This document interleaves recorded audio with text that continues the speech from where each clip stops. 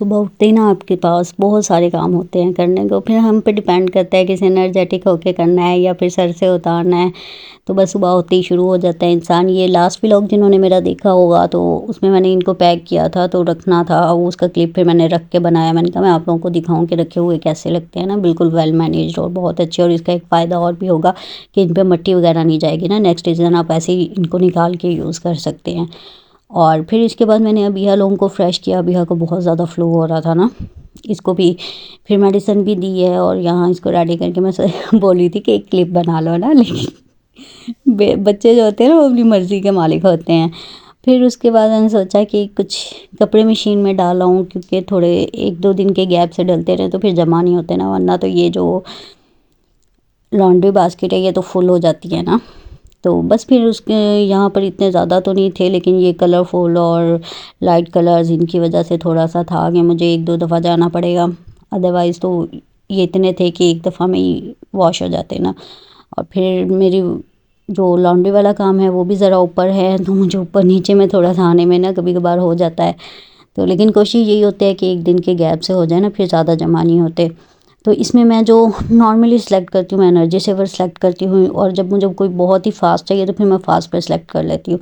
और इसमें मैंने सॉक वाला जो ऑप्शन है वो ज़रूर करती हूँ, क्योंकि फिर ऐसा होता है कि आपके बच्चों पे कपड़ों पे स्टेन्स या कुछ भी वो इजीली वॉश हो जाते हैं ना।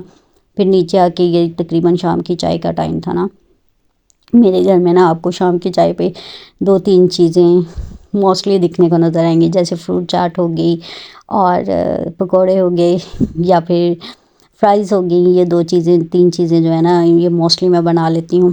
फ्रूट चाट ऐसे है कि ये बच्चे खा लेते हैं फ्रूट, फिर ऐसा होता है कि खा खा के बंदा तंग आ जाता है ना, तो वो डिफरेंट चीज़ों में अप्लाई कर दो तो बच्चे के लिए ज़रा इजी होता है खाना।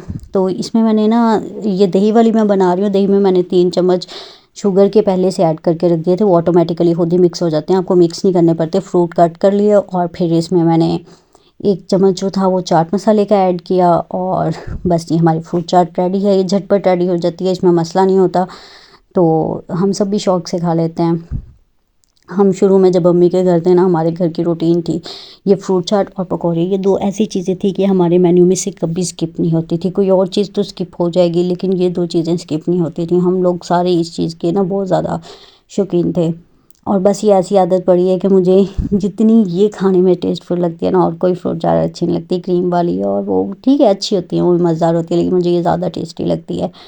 और इब्राहिम शुक्र है अब शौक़ से खा लेते हैं ना, फिर उसकी वजह से मैं बना लेती हूँ। तो बस यहाँ फ्रूट चाट रेडी हो गई थी, इन लोगों को सर्व की। फिर तकरीबन नेक्स्ट के शाम 6-7 बजे का टाइम था जब फिर मैंने इन लोगों के लिए नेक्स्ट चीज़ बनाई। आज के व्लॉग में मैं आप लोगों से ना ये बच्चों की डाइट के लिहाज से शेयर कर रही हूँ कि ऐसी छोटी छोटी चीज़ें आपको उनमें ऐड करते रहना चाहिए ना।